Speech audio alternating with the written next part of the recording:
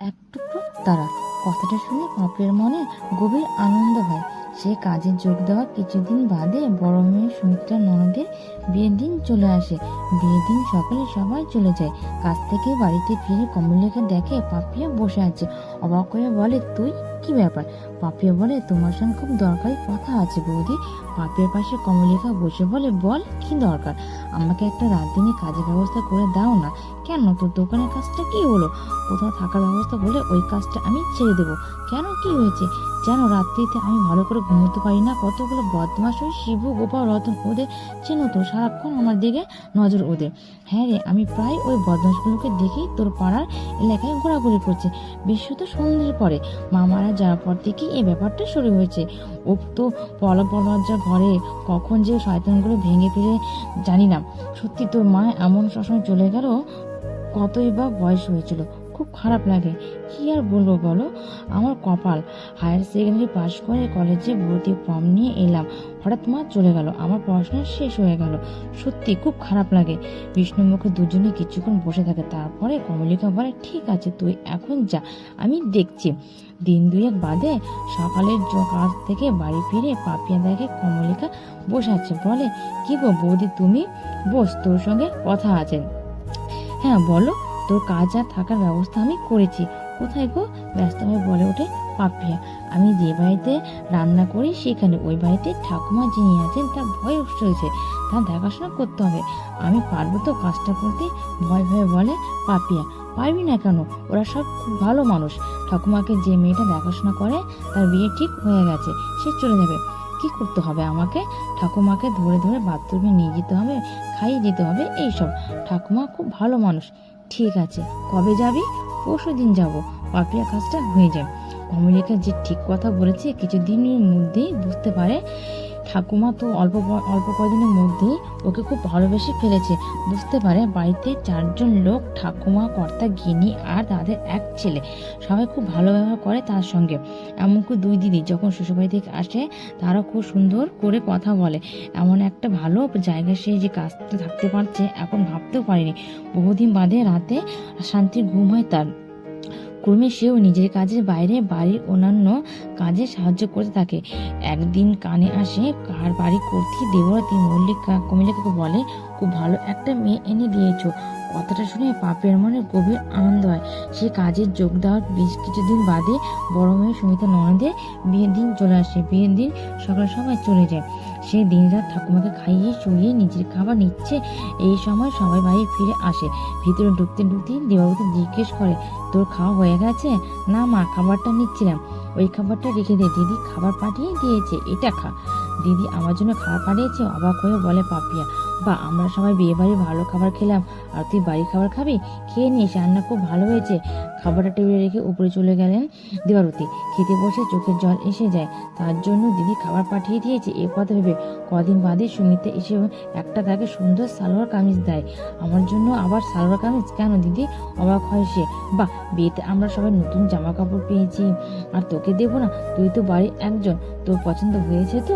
খুব সুন্দর হয়েছে, হাসি মুখে বলে সে। এভাবে কেটেছে 4টে বছর। নিজের পুরনো পাড়ার সঙ্গে যোগাযোগ রেখে চলেছে পাপিয়া। প্রায় যায় পাড়ার দিদি বৌদি সবার সঙ্গে গল্প করে আসে। কিছুদিন বন্ধু বান্ধব আছে, তাদের সঙ্গে কিছুটা সময় কাটায়। নিজের ঘরটাও দেখে আসে। পাড়ার মেয়ে বউরা সকলে বলে, তোকে কিন্তু দেখতে খুব সুন্দর হয়ে গেছে। তুই যে কোনোদিন এখানে থাকতিস তোকে দেখে বোঝাই যায় না। ওসব বলো না তো। আমি তোমাদের মতন নেহাতি কমলিকা বৌদি ভালো একটা বাড়িতে কাজ খুঁজে দিয়েছে, তাই কোনো ক্রমে একটু খেয়ে পড়ে থাকতে পারছে। মহিলা তাকে উপদেশ দেয়, তুই এবার একটা বিয়ে করে ফেল। না বাবা, বিয়ে করে আমার কাজ নেই, এখন আবার কোথায় গিয়ে পড়বো কে জানে। এই দিব্যি আছে, মানুষ ভাবে এক আর হয় আর এক। প্রতিটি মানুষ বোধহয় জীবনে নানায় সন্ধিক্ষণে এই সত্যিটা উপলব্ধি করে। পাপিয়া বুঝতে পারেনি সে এখন জীবনে এক অজানা বাঁকের সামনে এসে দাঁড়িয়েছে। সেদিন বিকেলে ছাদে গিয়েছে জামা কাপড় আনতে, হঠাৎ দেখে রণজয় উঠে এসেছে। অবাক হয়ে বলে, দাদা আপনি? তোমার সঙ্গে আমার একটা দরকার আছে। আমার সঙ্গে? অবাক হয়ে বলে পাপিয়া। কি দরকার? তোমাকে একটা কথা কিছুদিন ধরে বলবো ভাবছি, কিন্তু সুযোগ পাচ্ছি না। হতভম্ব পাপিয়া তাকিয়ে থাকে তার দিকে। রণজয় বলে, আমি সোজাসুজি কথা বলতে ভালোবাসি, তাই বলছি আমি তোমাকে ভালোবাসি। মানে কি বলছো? বুঝতে পারছি না। তোমার মতো বয়সে একটা মেয়েকে আমার মতো বয়সে একটা ছেলে ভালোবাসে বলতে যা বোঝায় তাই বলতে চাইছি। শোনা মাত্র কেঁপে ওঠে পাপিয়া। তারপর বলে, না দাদা, এ অসম্ভব। কেন অসম্ভব কিসে? না না দাদা, এ কিছুতে হতে পারে না বলে প্রায় ছুটতে ছুটতে সে নেমে যায় সিঁড়ি দিয়ে। নিচে এসে জামা কাপড় কোনো ক্রমে রেখে বাথরুমে ঢুকে চোখে মুখে জল দেয়। হাত পা কাঁপছে তখনও। বাথরুমে বেশ কিছুক্ষণ দাঁড়িয়ে থেকে নিজেকে শান্ত করার চেষ্টা করে যাতে কেউ কিছু বুঝতে না পারে। রাতে শুয়ে মনের মধ্যে অদ্ভুত অস্থিরতা অনুভব করে। নিজেকে খুঁজতে গিয়ে দেখে যে ডাক পরে তার এসেছে, তাতে সাড়া দেওয়ার জন্য মন প্রাণ আকুল হয়ে উঠেছে। কিছু করবে ভেবে পায় না। নিজের সঙ্গে নিজের দ্বন্দ্বে কর্তব্যকৃত হয়ে যায়। বিনিদ্র রাত কাটায়। এক সময় জানলার ফাঁকে গিয়ে ভোরের আলো ঢোকে। সেও মনস্থির করে ফেলে স্বাভাবিকভাবে সব কাজকর্ম করে। দিন দুই বাদে রণঞ্জয় দুই দিদি আসে। শুনতে পায় মেয়েরা তার মাকে বলছে, মা রণরে তো এবার বিয়ের ব্যবস্থা করতে হবে। দেখতে দেখতে 32 বছরের বয়স হয়ে গেল। হ্যাঁ, আমি এবার তোদের সঙ্গে কথা বলবো ভাবছিলাম। তবে খোঁজ খবর করার আগে ও নিজে কোথাও কিছু ঠিক করে ফেলেছে কি না জানতে হবে তো। বলেন মা। সে তো নিশ্চয়। আজ তো রণ বাড়ি নেই। তুমি আগে ভাগে এই ব্যাপারে ওকে কিছু জিজ্ঞেস করো না, আমরা কথা বলবো। সেদিন রাতে কাজকর্ম শেষে শুতে যাবে পাপিয়া, এমন সময় বুঝতে পারে কেউ দরজায় এসে দাঁড়িয়েছে। ঘুরে দাঁড়াতে দেখে রণজয়। থতমত খেয়ে সে উঠে দাঁড়ায়। রণজয় বলে, তোমাকে যে কথা বললাম সে নিয়ে কি ভাবলো বলো? পাপিয়া বলে, তুমি নতুন কথা? আমার তো কিছুই বলার নেই। এই ধরনের অদ্ভুত কথা আমি ভাবছেন না কেন? তোমাকে আমার ভালো লাগে তাই বলছি। আর অদ্ভুত কথা বলছে এখন, এরকম কি হতে পারে না? এটা তো খুব স্বাভাবিক বলে রণজয়। এরকম হয় না দাদা? আপনি এত বড় বাড়ির ছেলে, কত লেখাপড়া শিখেছেন, ভালো চাকরি করেন। আমার কি আছে বলুন? পড়াশোনা মাত্র হায়ার সেকেন্ডারি পর্যন্ত। বাড়ির ঘর বলতে কিছু নেই, আত্মীয় স্বজন তেমন কেউ নেই, থাকার জায়গা নেই বলে অমেরিকা বৌদি আপনাদের বাড়িতে। কথা শেষ করতে পারে না পাপিয়া। ওকে থামিয়ে দিয়ে রণজয় বলে, দেখো ওগুলো সব বাইরের ব্যাপার। তোমাকে তো আমি কয়েক বছর ধরে দেখছি, তুমি খুব ভালো। তোমাকে আমার সব দিক থেকে ভালো লাগে। তবু আমি রাজি হতে পারছি না। কেন? আপনার বাড়ির লোকে কিছুতেই এই সম্পর্কে মেনে নিতে পারবে না। ওদের সঙ্গে আমি কথা বলবো, ওদের বুঝিয়ে বলবো। ঠিক আছে, আজ আমি চলে যাচ্ছি। তুমি আরো একবার ভেবে দেখো। আমার অনুরোধ। চলে যায় রণজয়। সেদিন রাত্রি প্রায় 9টা বাজে। রণজয়ের বাবা মা গেছেন বড় মেয়ের বাড়ি। ঘরে বসে কাজ করছে রণজয়। হঠাৎ থেকে পাপিয়া দরজার বাইরে দাঁড়িয়ে আছে। অবাক হয়ে বলে, কি ব্যাপার তুমি? ভিতরে এসো, আপনাকে আমি কয়েকটা কথা বলতে এসেছি। ভিতরে ঢুকে বলে পাপিয়া। বলো, বলে রণজয়।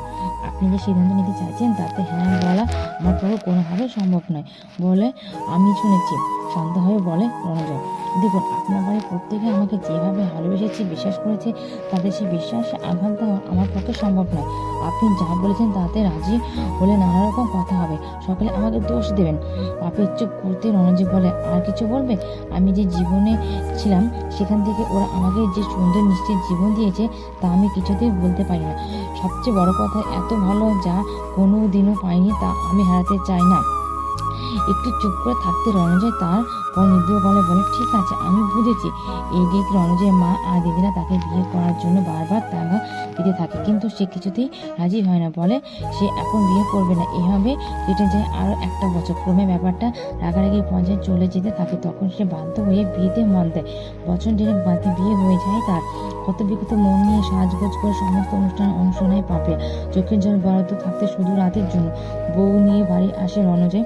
বাড়িটা আনন্দে ঝলমল করতে থাকে, কিন্তু মানুষ মাস তিনেক যেতেই বাড়ি বিষাদের ছায় নেমে আসে। রণজয় জানায় সে আমেরিকার চাকরি পেয়েছে, এখনকার চাকরি ছেড়ে বউকে নিয়ে চলে যাবে। কষ্ট পেলেও সকলে তার সিদ্ধান্ত মেনে নেয়। চলে যাওয়ার দিনটা ক্রমে এগিয়ে আসতে থাকে। তখন সন্ধে নেমে এসেছে। পাপি ছাদে গিয়ে দাঁড়ায়। তারা ভরা অন্ধকার আকাশটার দিকে তাকিয়ে চুপচাপ দাঁড়িয়ে থাকে। হঠাৎ পায়ের শব্দ, পিছনে ফিরে দেখে রণজয়। এ কি, আপনি? বৌদি কোথায়? ঘরে আছে, আপনি এক্ষুনি নিচে চলে যান। সে কথা উত্তর না দিয়ে রণজয় বলে, দেখো আমি কেন চলে যাচ্ছি তা নিয়ে তোমাকে আলাদা করে কিছু বলতে চাই না। যে কষ্ট থেকে পালিয়ে যাচ্ছি সেই কষ্ট নিশ্চয়ই তুমি বোঝো। কিছু বলতে পারো না পাপিয়া চুপচাপ শুনতে থাকে। যে কথাটা আমি বলতে চাই বলে রণজয়, তা হচ্ছে আমি তোমাকে ভালোবাসি, কিন্তু তোমার সিদ্ধান্ত আমার কাছে শ্রদ্ধা আদায় করে নিয়েছে। তোমার মুখ চেয়ে সবার কাছে তোমার সম্মান রক্ষার জন্য আমি তোমার কথা মেনে নিয়েছি। ঠিক আছে, আমি চলি, ভালো থেকো। তবে একটা কথা, এবার একটু নিজের কথা ভাবো। এভাবে তো চিরকাল চলতে পারে না। ভালো থেকো। চলে যায় রণজয়। পাপি